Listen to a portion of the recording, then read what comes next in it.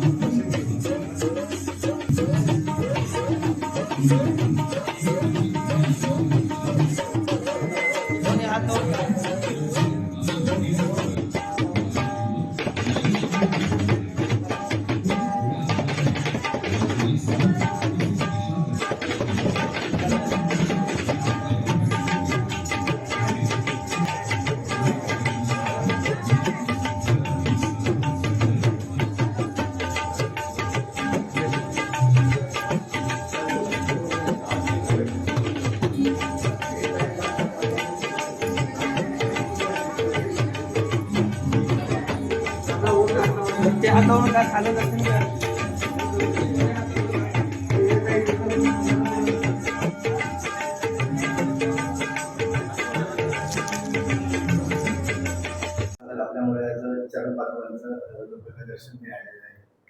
बरं, आपण सर्वप्रथम सांगायला गेलं तर ह्या अक्कलकोट राजघराण्याच्या मालोजीराजे दुसरे त्यांना ह्या स्वामी समर्थ महाराजांनी दिलेल्या पादुका आपण आज साताऱ्याला घेऊन आलो आहोत। त्या पादुका ऍक्च्युली 150 वर्षांनंतर राजवाड्यातनं बाहेर पडलेल्या आहेत आणि ह्याच्या मागचं मेन पर्पज आपण एक अक्कलकोटला एक अनुभूती म्हणून एक प्रोजेक्ट करत आहोत। त्या प्रोजेक्टच्या मार्केटिंगसाठी म्हणा किंवा त्या लोकांपर्यंत हा प्रोजेक्ट पोहोचवण्यासाठी आपण ह्या पादुका आपण पहिल्यांदा बाहेर काढलेल्या आहेत। हा दौरा आपला आज पहिलाच दिवस आहे म्हणता येईल।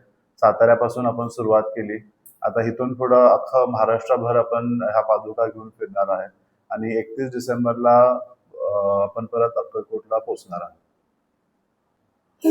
खरोखर आज मी अक्कलकोट संस्थानचे राजे श्रीमंत मालोजीराजे यांचे मी सातारकरांच्या वतीने आभार मानतो, कारण सर्व सातारकरांना या राजघराण्याच्या स्वामी समर्थांच्या पादुकांचं दर्शन घेण्याचा अलभ्य लाभ हा मिळाला सगळ्या सातारकरांना।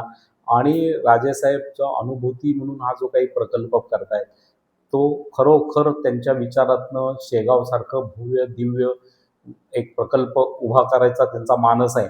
आणि खरोखर आपण सगळे अक्कलकोटला जात असतो आणि अक्कलकोटला गेलं की बाकी दर्शन होतं, परंतु तिथली अस्वच्छता, गर्दी यामुळं थोडंसं मन प्रसन्न होत नाही। तर आपल्या सगळ्यांच्या मनात जी इच्छा होती ती राजेसाहेब आज पूर्ण करतायत, त्यांनी त्यांचा संकल्प केलेला आहे। आणि माझी खरंच सर्व नागरिकांना नम्र विनंती आहे की सगळ्यांनी आपण प्रत्येकाने आपली मोलाची थोडी मदत केली तर हा नक्की प्रकल्प महाराजांच्या इच्छेने लवकरात लवकर पूर्ण होईल, नक्कीच होणार आहे।